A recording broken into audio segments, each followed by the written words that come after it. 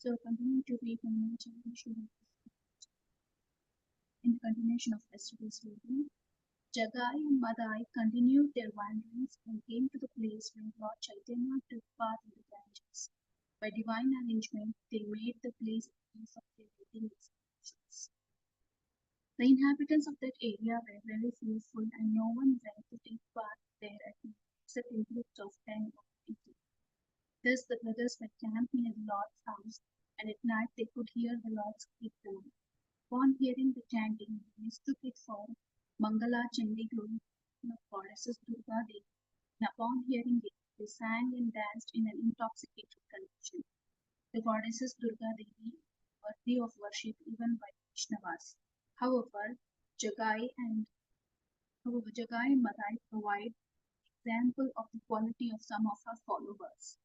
Throughout history, less intelligent persons have revered divine energy and neglected the energetic source, the Lord. To worship the energy and not the energetic source is a symptom of impaired discrimination. Those who become obsessed with material goods sometimes find success by worshipping the mother goddesses with the blood of enemies. Similarly, millions of people currently pride themselves in being educated and sophisticated. However, in practice, they are devoted to worship and enjoyment of the creation. They revere the womb of the field in which the Lord plants his seed. Ironically, like the worshippers of Durga, modern materialists have no qualms about killing animals, plants, and humans almost indiscriminately in order to achieve goals. All the while, like the worshippers of Devi, they insist that the killing is proper according to the relationship with the energies and the laws of the universe.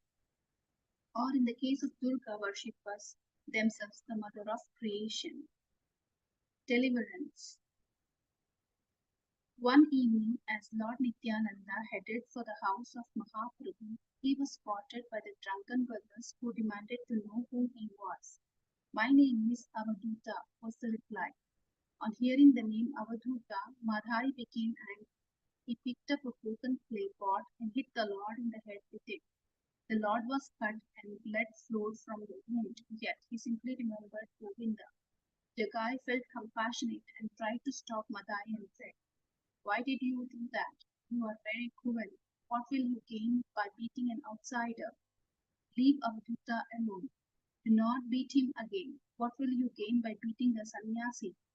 Lord Chaitanya was quickly informed, and the Lord immediately appeared on the scene along with his associates. Even though the body of Nityananda Prabhu was covered with blood, he simply stood there smiling. When the Lord saw what had happened, he became infuriated and began to call out, "Chakra, Chakra, Chakra." Jagai and Madai both saw the shimmering chakra in the hand of Sri Chaitanya Mahaprabhu and realized that he was ready to destroy them both. At that point, Nityananda Prabhu interceded and cited Jagai's intervention on his behalf and asked the Lord to give him music chanting. Hearing this recommendation of Nitai, Lord Chaitanya became very happy and embraced Jagai and told him, "May Krishna bestow mercy on you. By protecting Nityananda, you have purchased me. Ask me for any benediction you desire. May you attain pure devotional service from this day on."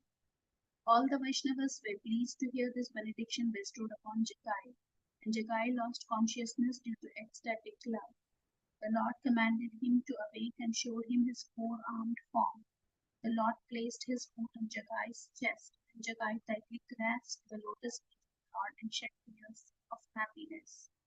When Madai witnessed all of this, he let go of Nityananda Prabhu's cloth, fell flat, and held on the Lord's lotus feet, begging for equal mercy.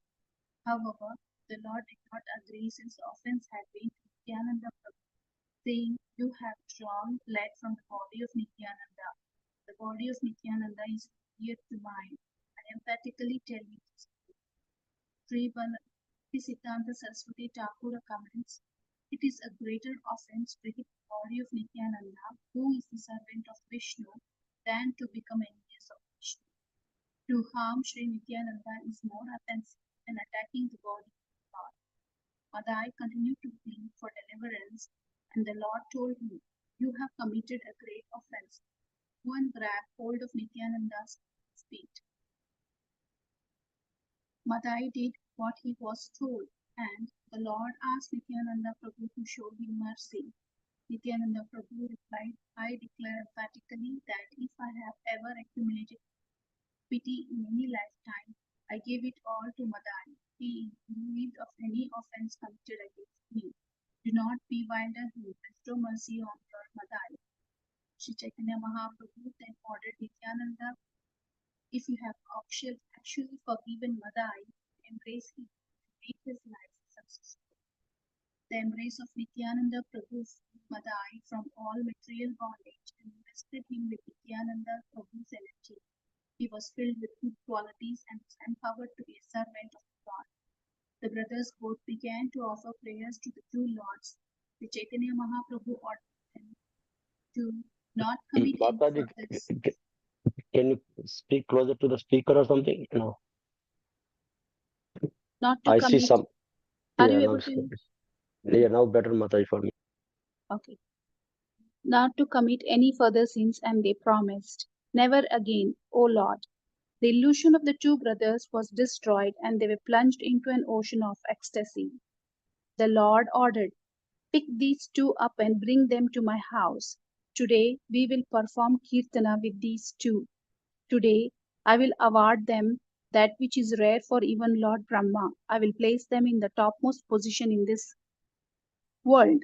Those who took part in the Ganges after being touched by these two will not will now say that these two are being touched by these two will now say that these two are equal to the Ganges. The determination of Nityananda is never baffled. Know for certain that this was the desire of Nityananda.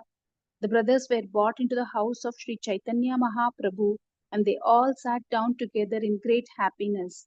The two brothers, begin still situated in the throes of ecstasy, rolled on the ground and exhibited all kinds of ecstatic symptoms. Vrindavanadas Thakura states that anyone who has faith in these pastimes attains Krishna, while those who have doubts will fall down. The purified brothers began to offer many wonderful prayers, being empowered by Shuddha Saraswati, the goddesses of learning, by the Lord's request.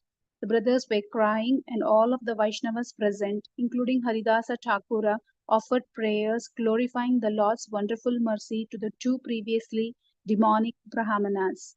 Sri Chaitanya Mahaprabhu declared, these two are no longer drunkards. From today on, these two are my servants.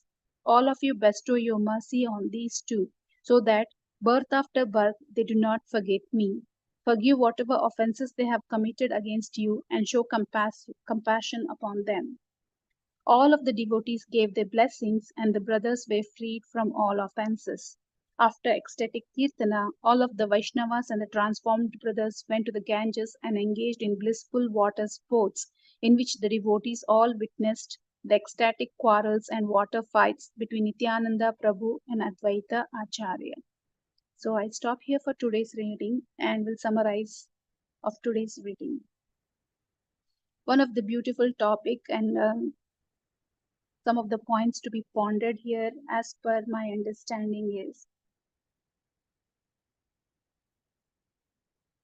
so there are a couple of points where we have to look into it. One of the points to be seen here is worshipping the demigod. Like even Jagai and Madai, when they heard the Kirtana being performed at Lord Chaitanya's house, they during their intoxication believed it was Durga Mata, Durga Devi's, and so they also participated unknowingly as they were intoxicated, thinking it is Durga Devi's while it was for Lord Krishna, and that's how they started chanting Krishna's name but not aware of being Lord Krishna's. But if you see here in the history, very less intelligent people will go for the demigods instead of actually rendering prayers to the energetic source who is the Lord Himself. They try to pray for the divine energy, and this is one of the example of them showing that their discrimination power is being not clear and it is impaired. Even in this current materialistic world also, people who are wanted to fulfill their materialistic desire, they pray for the demigods, not going for the Lord, the energy, who is the energetic. And another good example to understand here is of when Jagai was protecting Lord Nityananda from Madai, saying not to do that, and how he intervened to protect Nityananda, and how because of this action he gets mercy of Lord Chaitanya when Lord Chaitanya comes at the place and he understands what event has happened and how Nityananda Prabhuji was hurt.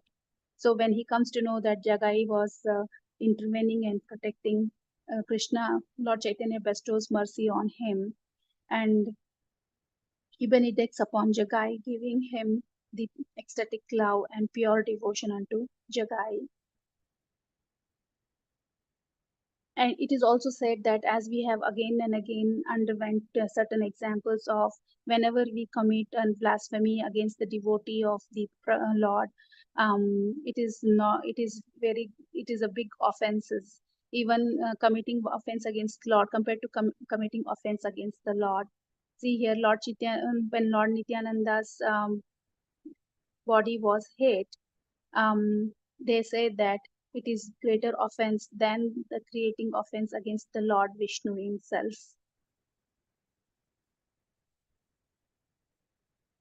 So when the two brothers submitted and were forgiven, their illusion was destroyed and they were plunged into that ocean of ecstasy by the mercy of Lord Chaitanya as well as of Lord Nityananda. However, one has to remember that Matai was not being shown mercy by Lord Chaitanya Mahaprabhu unless and until Lord Nityananda Prabhu himself begged for Lord Chaitanya Mahaprabhu saying that please forgive Madai and to bestow um, mercy upon Lord Matai. Sorry, Madai. So thus ends the deliverance of both the brothers of today's reading.